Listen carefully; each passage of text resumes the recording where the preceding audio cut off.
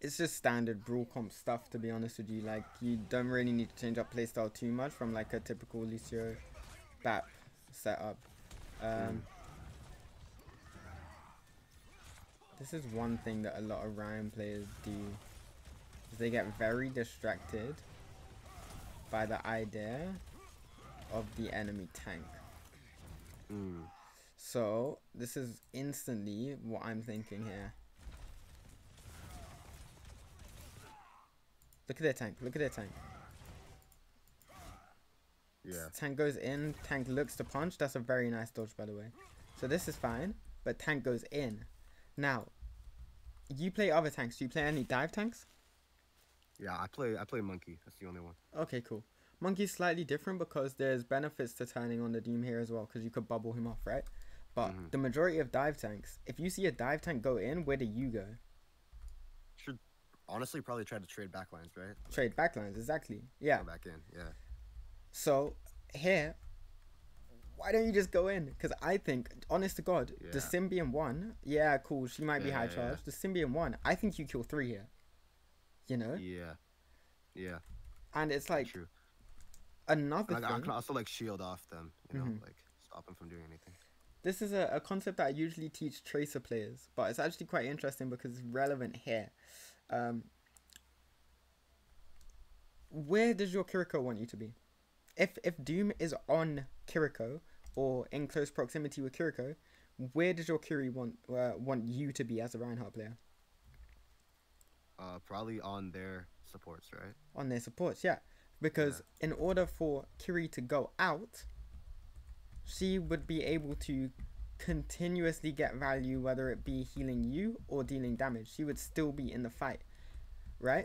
Yeah.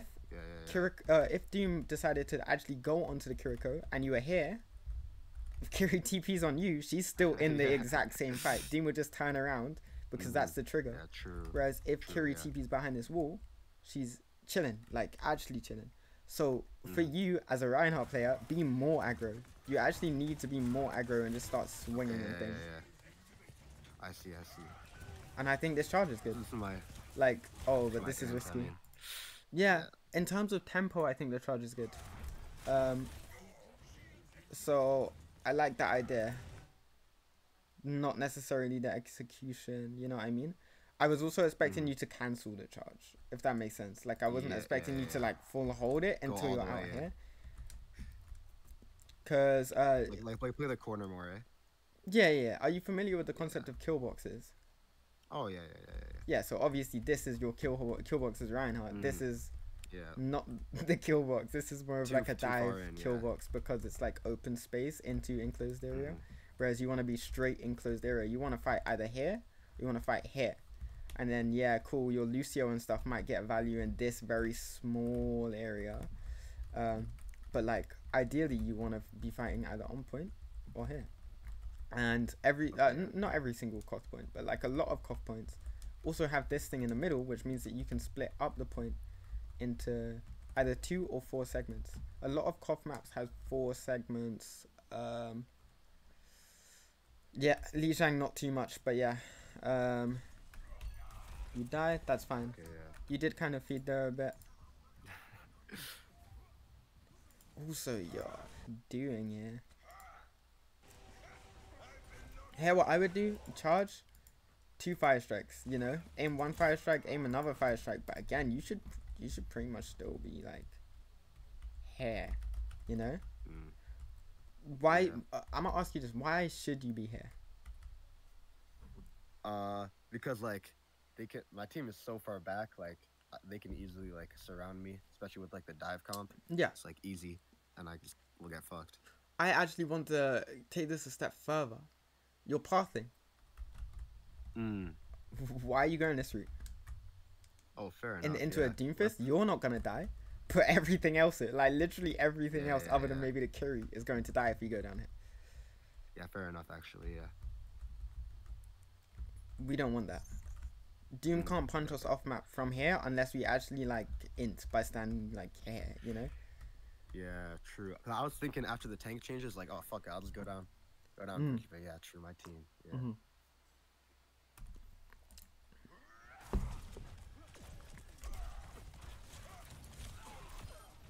That's huge. And you wanna, yeah, you wanna not negate, but like the amount of time you spend on bridge. This is the worst thing you can do, even as a tank player, being hesitant on bridge.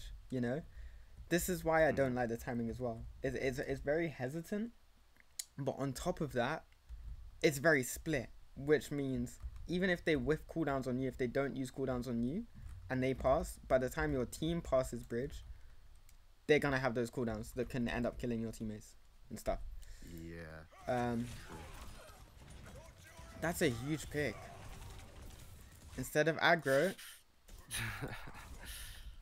So what should you do? Here? After the sim dies, probably just like shield hop, walk in instead of pinning in, or like pin in and cancel it earlier. In my opinion, in my humble opinion, I would stable, because we're already gonna be one up, and our Lucio is the one that died. Our Lucio is gonna be back, so I would stable slightly. Okay, yeah. I would still probably take left, but I can understand why in this rank a lot of people have the idea of we're one up, we need to aggress, which might create a bit of confusion amongst your teammates, because I already know as a Genji player, if the sim is dead, yo, I'm dashing in. like straight up dashing in. But it's a very interesting thing, because who says that you have to initiate a fight as Reinhardt? Like, a lot of people say that, yeah, tank is the one that creates space and stuff, but really, Genji going in here is not actually that bad, in my opinion. Things are gonna turn for that Genji. You're gonna be able to heal up, and you're gonna be able to walk more consistently, if that makes sense. You do not have to be the first one.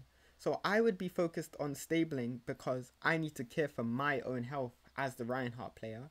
But if your Genji goes in, the second your health is back up, you could potentially start to go in. And the Genji didn't even go in. The Genji realized that he didn't even need to go in. So imagine if you were still slow walking. Yeah. And what's the Doom doing? Okay, yeah. Oh. What the fuck? Oh my god. Fuck.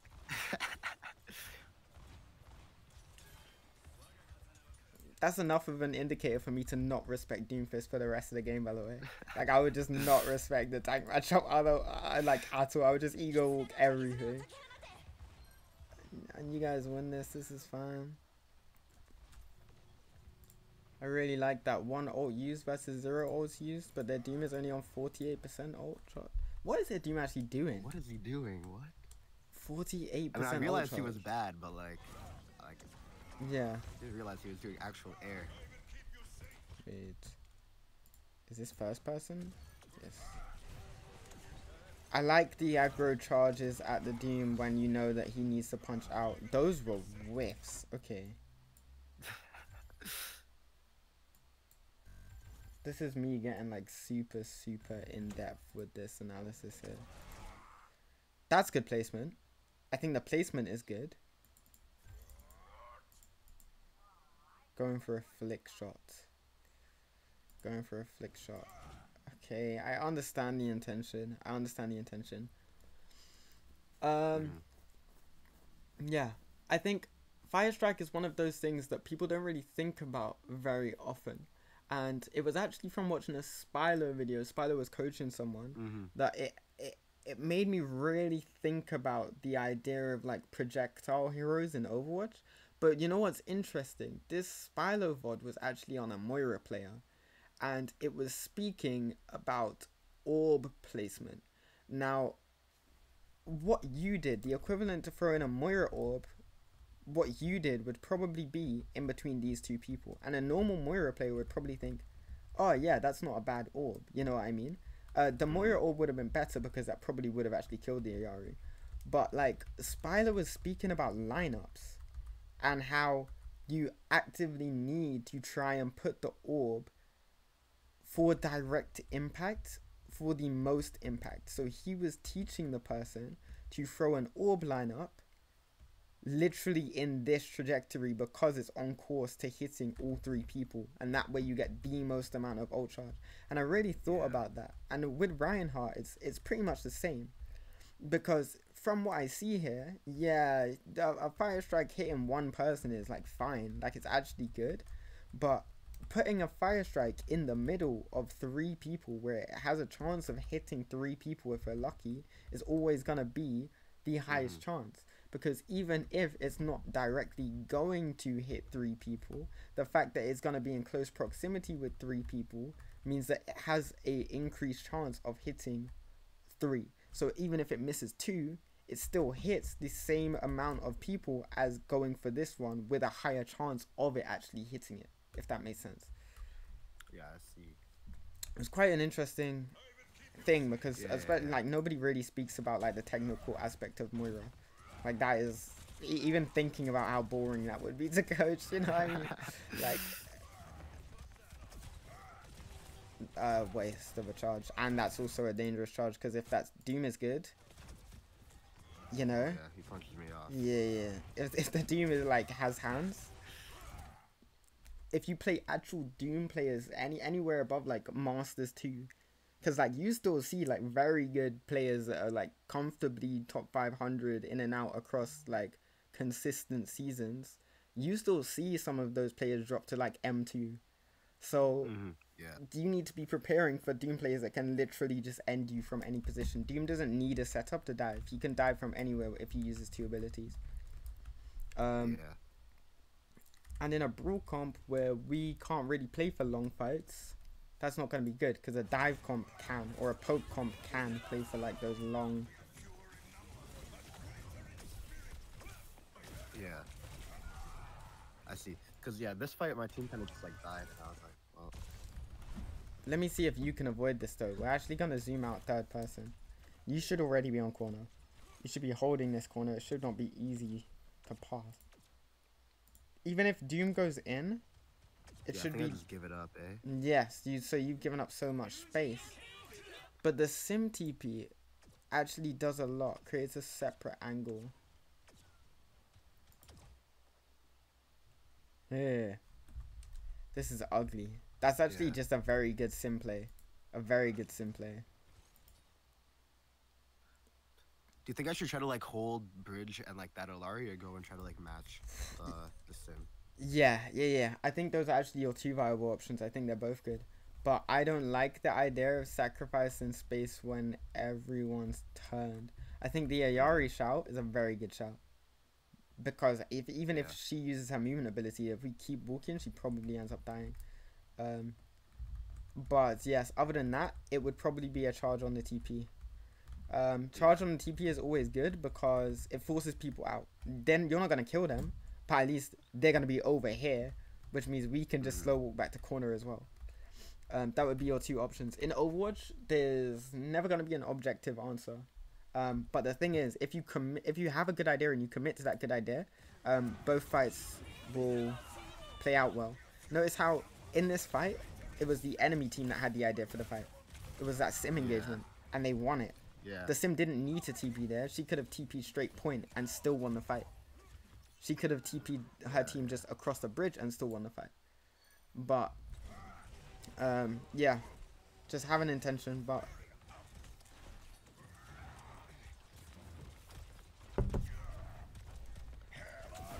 Just to prove a point.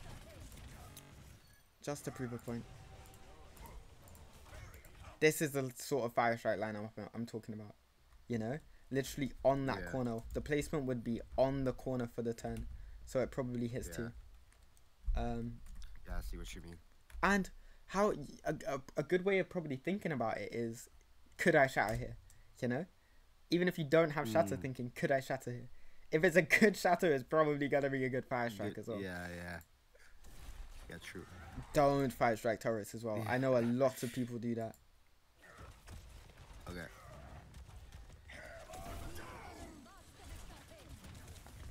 Nice.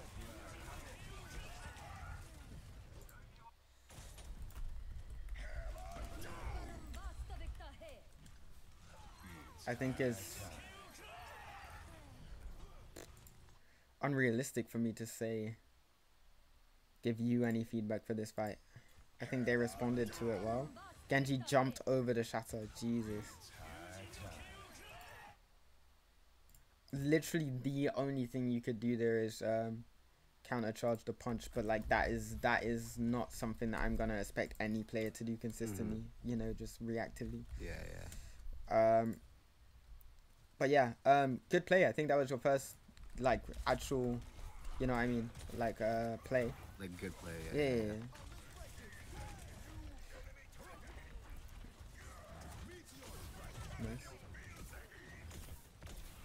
Nice.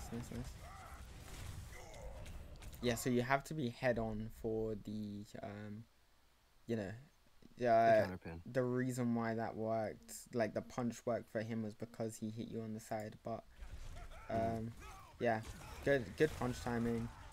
Your team still wins this fight, so I wouldn't be too concerned about that. You are dying a lot, but it's also a very rough comp to like play into. You can't walk on anyone other than the enemy back there. Yeah, that's what I try to do. Just like on the bright side, this is also the worst Reinhardt map out of all of the points. There was a reason why we played Monkey Brawl on this point, and like yeah. Okay. Very small micro again. Do you actually just need to walk? Look. So this charge is good. Very good charge. I like this. But at the same time, I'm also wondering why you don't charge in this direction. But like, it's still not the worst, remember? Like, the issue with charging back is giving up space. But other than that, you got first pick. That's huge. But look at what you do. You're swinging, but you're actually holding S, not W. And then you fire strike, you force lamp, and then live. Which is like, fine. But at the same time, I feel like if you just keep walking, like exactly what you're doing now. Exactly what you're doing now. Like, I could have killed that bat probably, yeah. It's just an aggression thing. You need to be hyper aggressive to... That's a nice... I like that positioning for the fire strike. That was exactly what I'm looking for. Those sort of lineups. But if you don't see the lineup, I don't think it's worth going for it, because your fire strike is good for like cleaning up people that are low and also gaining ult charge. In this situation, when you have your ult, all you're gonna do is build up their ult charge. You know? Yeah, true. You need to be playing. Also, yeah. What do you think? I watched a Spylo video saying like when you have shatter, you should like save fire strikes, because like until after shatter. I was gonna comment on the fact that you did that, because the worst thing you can do into shatter is charge off the rip. Yeah. I like that lineup as well. Oh yes.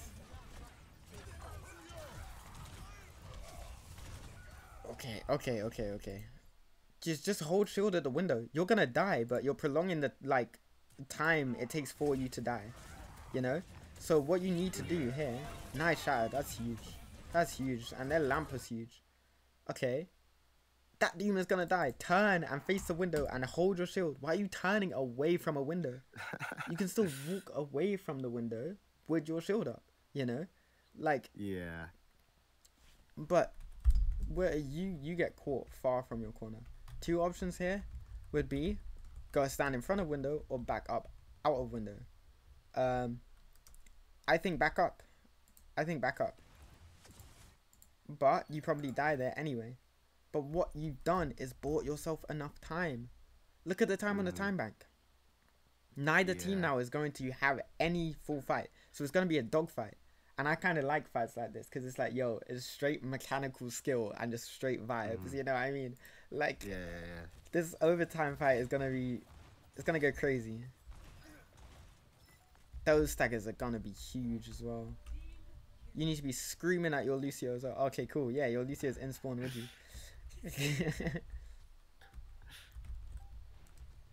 They touch point. Yeah, I like how you're walking straight to point. I like this. And you get first pick based off of it. You force the Doom ability because you charge at it. And now you're chilling. Where do you need to be? You should probably have pushed up like bridge side. Like, to the the bridge. Yeah, exactly. Yeah. I literally, the second I know we've won the fight on point, I'm charging over here. Because at least then I can see. I can see if they're going to TP. I can see if they're going to try and cross bridge. And your presence there is going to make them rely on that TP. And it's good if everyone is taking the same route to point. Like, that Lucio is going to get a lot of value in a high rank. You know? Yeah. Going junk. Okay, so your teammate's gone junk after the Genji.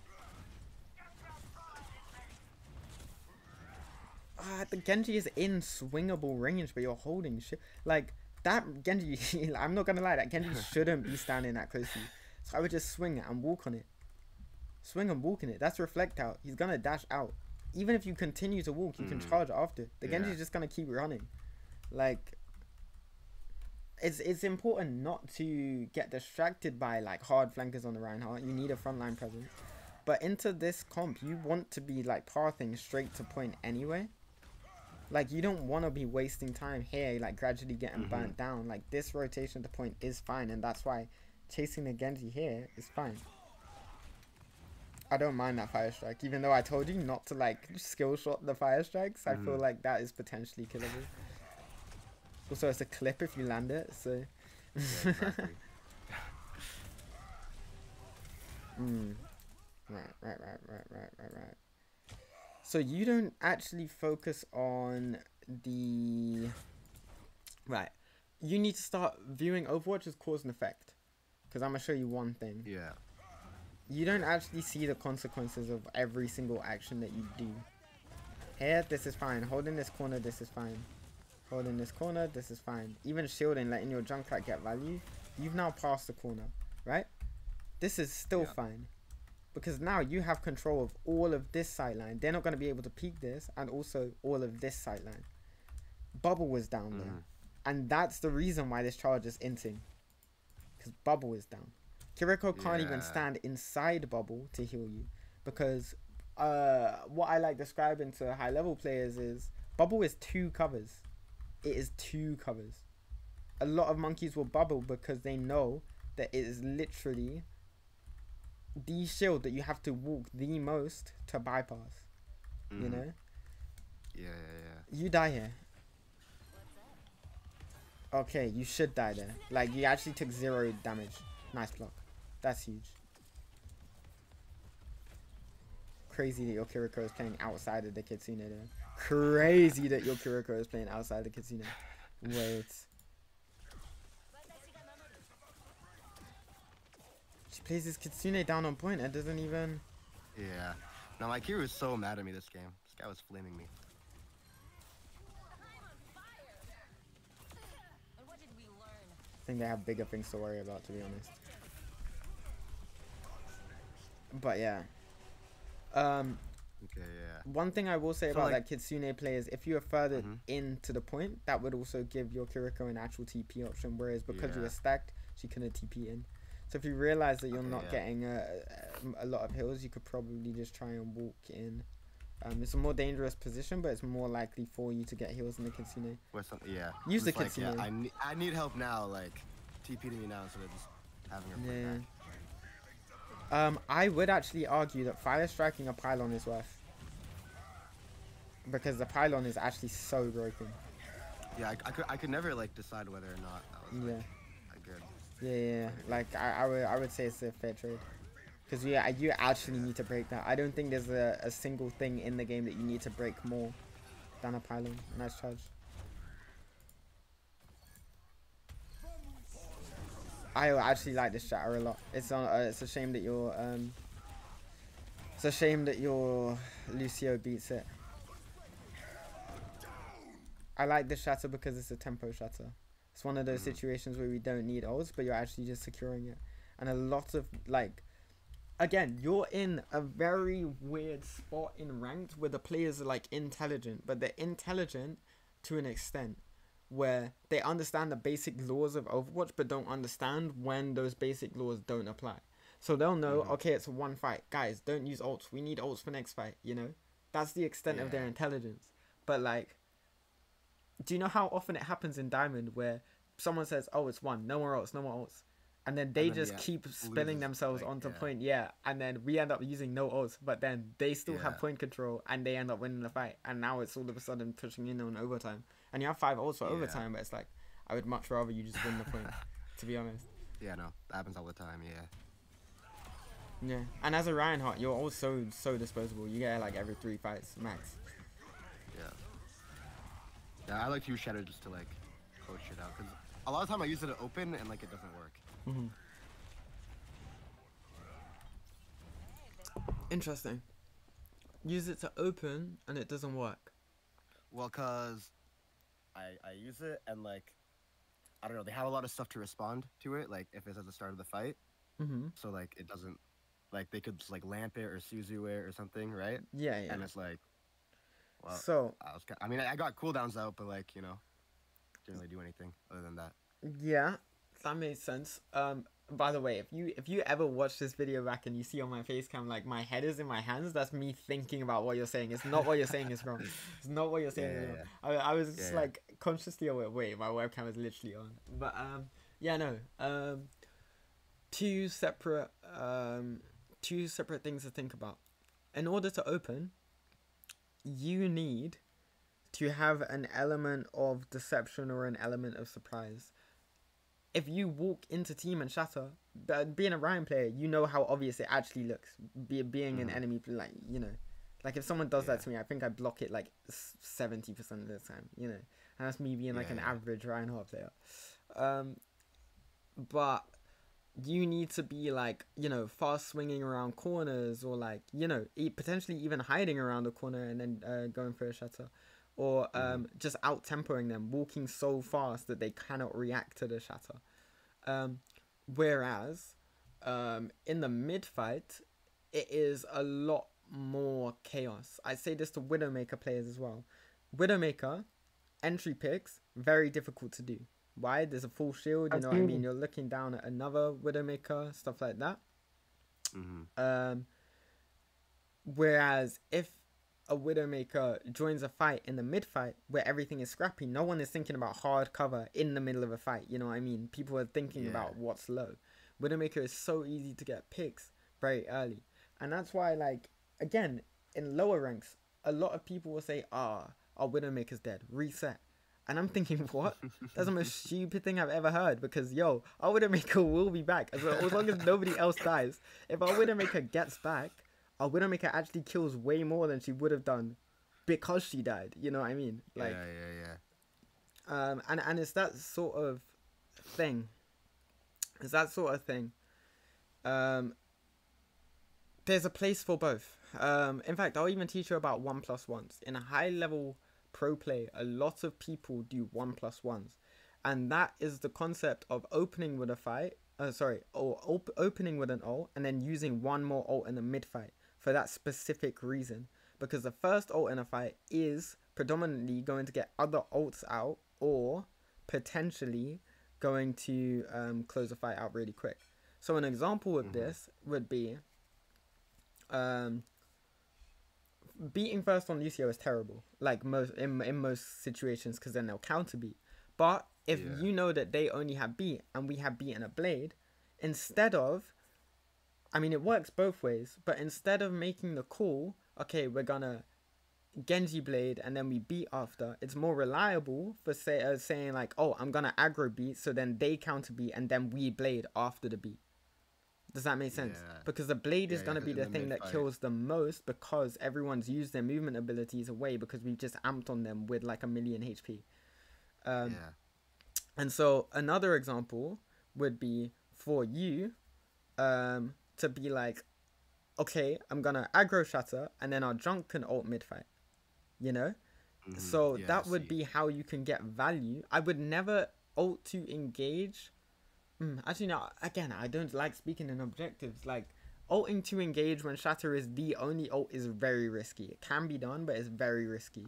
Ulting to engage when there's an ult that can genuinely follow up, in this case, would probably be one of your DPS ults, High Noon or like Junkrat ult in the mid fight is like very, very overpowered. Whereas like if you had Kitsune and shatter, it would probably be engage with Kitsune, and then once they've used everything, I'll just shatter like 5, you know? Yeah. Or I'll shatter 2, which is still going to be huge in the mid fight if you shatter 2. Yeah. But yeah, do you see how that works? Yeah, that makes a lot of sense. Yeah.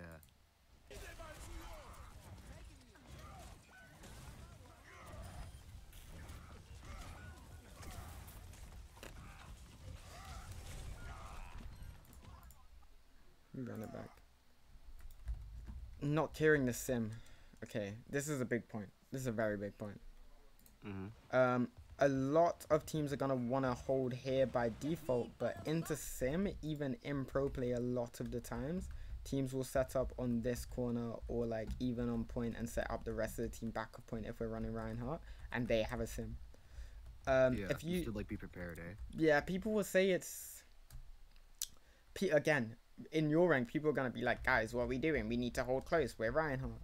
But like, at the same time, in close proximity, their dive, we're bro. We actually destroy them if we just stay on point and wait for them to see. If they TP into us, like everything should die. Because we have something to match everyone. So that is one thing that I would be consciously aware of. The fact that they have the sim and then that TP. Yeah, so like holding a bit further back against the sim, yeah. Yeah. Point side.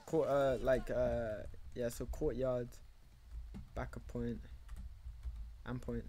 Just even because you're going to get value here. Your team's going to get value from standing back. And also you should be able to see and hear a sim TP. That's when you know to just charge back. Even if the sim TP is a bait, which again will happen in pro play. You know what I mean? Like they'll TP up there and no one will take. So we obviously charge back and then they'll just take space. But as long as we're like bunkered up behind the point with like a Lucio and Curie taking angles behind here, like we should be pretty safe. Even our Junkrat can spam from all the way around this point. Like our cast stacked on top of you with a Lucio by you as well. It's going to be very strong. Yeah.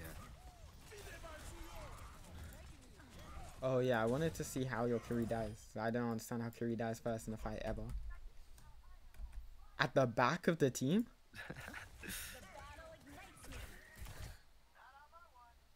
Oh my god. So she hits a window and contests it instead of TPing out. I really don't understand. Because Diamond 1 is like unironically not a bad rate. It's actually not a bad rate. Not even bad, yeah. I don't know. Now this guy, he added me as a friend and started like talking shit to me. So it's like, what the hell? I don't react well when people do that. Nah, I mean, I didn't mind it. I find it fun. I'm chat banned right now, so I couldn't even. Okay. But there's a reason why you're chat banned, right? Okay, I don't even know why. Like, people just report me because I play Ryan. I swear, that's why.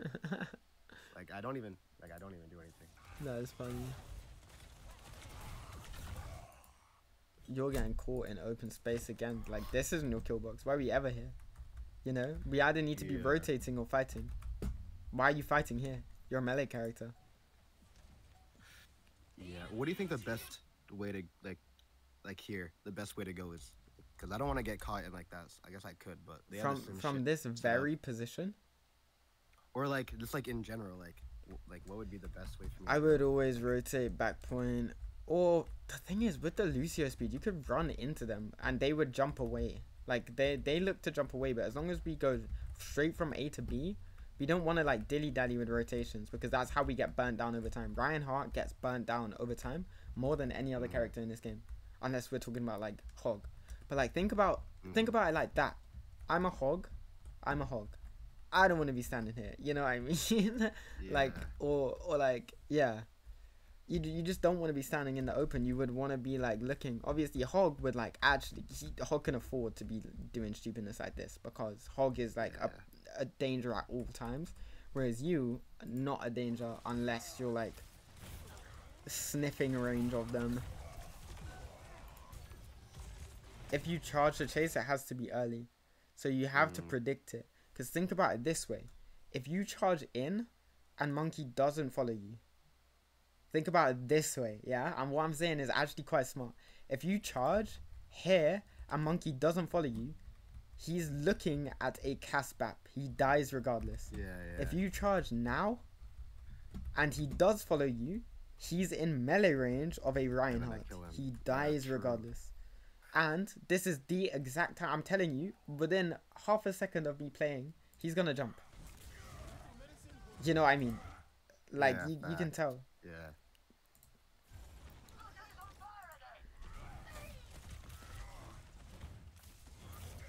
You can tell. I think I'd die for that. I don't. I just don't think you should be dying with this backline either. Like, yeah, you need to kill your shield slightly better. Don't peek out. That is your health. That is your stamina bar. Your shield is your health for your stamina bar, right? That's the reason why Reinhardt, as we discussed, is good into Malga, right? Because we can Ryan shield the Malga for the same duration of time as his, like, over health shout thingy, right? So if you think about it this way, you initiating a fight when you don't need to initiate the fight with your shield done or shield gone is like you fighting on 40% HP right now. Yeah. So right now you need to wait. You need to wait. And obviously you won't need your shield in the mid fight, but this is where your team gets value. Because if your shield is up and you're getting your shield health depleted, the same way their base health is going to get depleted because they don't have a reliable shield. Yeah. You know? So by the time you guys go into a fight, you're going to have full health. They're going to have a half health because you traded off their health with your shield. It's like a soul bond. Like, you know what I mean? Yeah. And you can meet them here as long as you meet them in the corner so they can't pass. And you don't need to move from this corner. Monkey's going to take this angle, but BAP's not going to be able to. You know? You might not know that the BAP is there yet. But, like BAP is crossing. You can even charge him off. You know what I mean? Like, if you just stay here. And, like, yeah, I agree that you're getting shot in the back. But at the same time, these things shouldn't be able to shoot you in the back faster than you living, like, and taking damage and being healed up. Worst case scenario, we end up with 2 support ults and trading off 2 DPS ults. But, like, 2 support ults versus 2 DPS ults is not a bad trade. Especially for a 1 fight. Especially for... Yeah, now we can't trade it off because these people are too far away and these people are on the high ground. Whereas you could have got first pick and that would have prevented them from walking in the first place. Because Monkey taking this position with just the Yari heals because their BAP is dead. We don't even need to respect that. He'll die for it, You get the BAP kill, you can charge on backline. Even if you die, based on how much damage you blocked with your shield before, how much poke we did, and the fact that you got your kill, I guarantee you it plays out with a win on our half. Because the reason why I can say that, almost 80% sure, is because it's going to be a fight including 0 ults. They might get the Ayari ult, but we might get Window and we might get Kitsune. They might get Window, you know what I mean? It's probably going to be a fight with 0 ults if you get an early pick, especially on a flex support. And again, you could probably keep swinging on the Monkey, like genuinely. It's probably lost as well. So go for a trade. Yeah, maybe. I was just trying to, like, go long. For the point percentage. Yeah, that's also fine. Do you hear Monkey Comp is meant to dive on rotations, right? But the reason why people say Monkey Comp is meant to dive on rotations is because a lot of the time it's into other dive comps. You know? A backline needs to be properly set up to sustain the Monkey, and that's why we have to hit on their rotation. Now, it's not like this all the time because depends on the map, Brawl Comp, blah, blah, blah. Sometimes Brawl Comp can just stay in an undivable zone. Like, obviously, if you guys are all here, they probably can't dive you. They would have to set up around the point, have point presence. And that would be a bit of an issue because they also have a decent amount of poke value. But for us, we could just hold corners pretty consistently. Swap between that corner to that corner. If they're staging up here, flip the map. We stage here. If they're shooting us from behind, that's a good thing because then we just charge on them. You know what I mean? Yeah. It's all about playing in different zones. Okay, yeah, that's facts. And that's kind of what I was getting at when I said these cost points can be split up into 4. This is not a great example for it, because like this is not where you want your Reinhardt to be standing. But let me think of you know, Samoa? Yeah. Samoa, so the new map, but like the outdoor one that's very circular, or like Oasis. You know, Oasis, the outdoor one that's also very circular with the jump pad and the high ground. Yeah, with the bounce pad. Yeah. Do you see how that could be split up into 4? Friendly spawn, enemy spawn, and then high ground, and then car, you know, roadside by the mega. And a team can play on any side, and they can occupy 25% of the point and win, 75% of the point and win. You know, like you can be in control of 3 lanes. But like if it's a Diva, Brig, Bap, Cast comp that's occupying that 25%, it's still gonna be almost impossible to force them out of that 25%. You know? Yeah, I see. Yeah.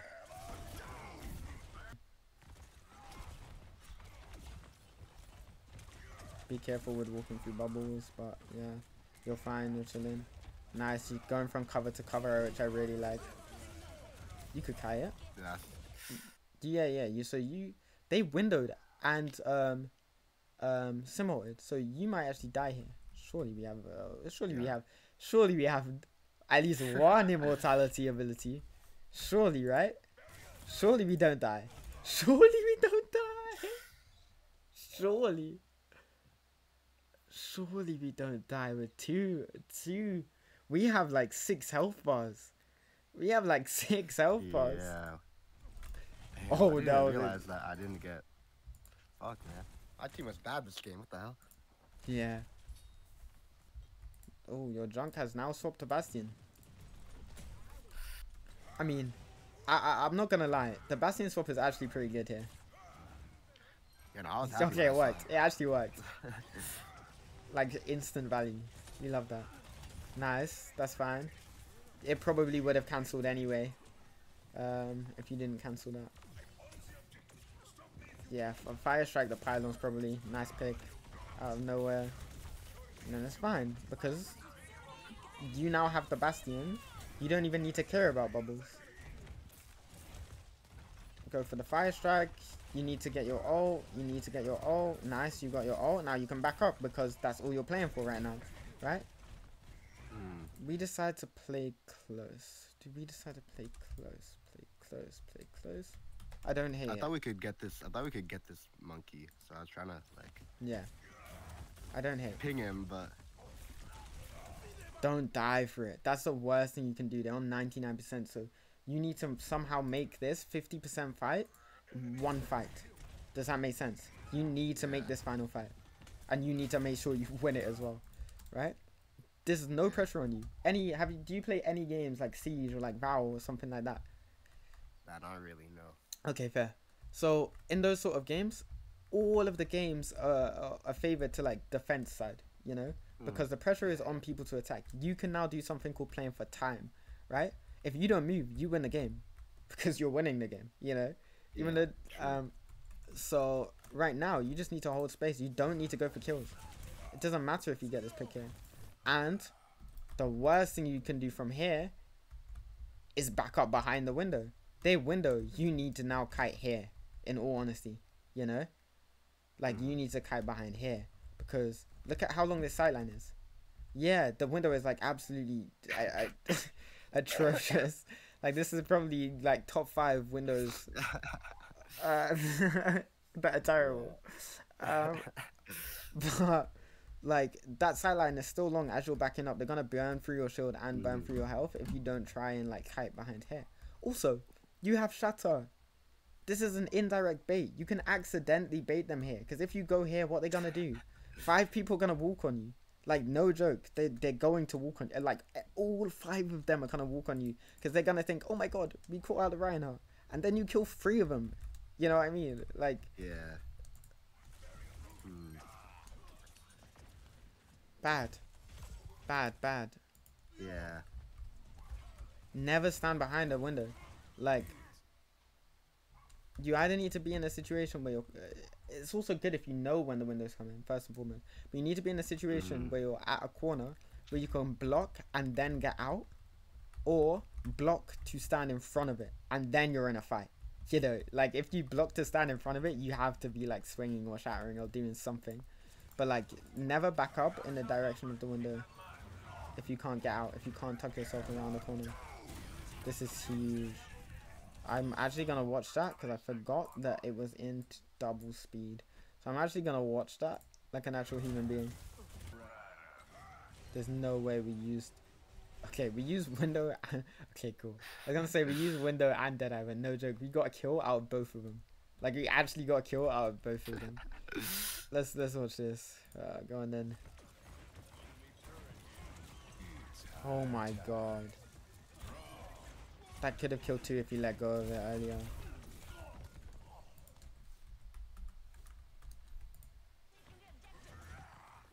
But do you notice how you made it one fight? Like, in the worst possible way possible.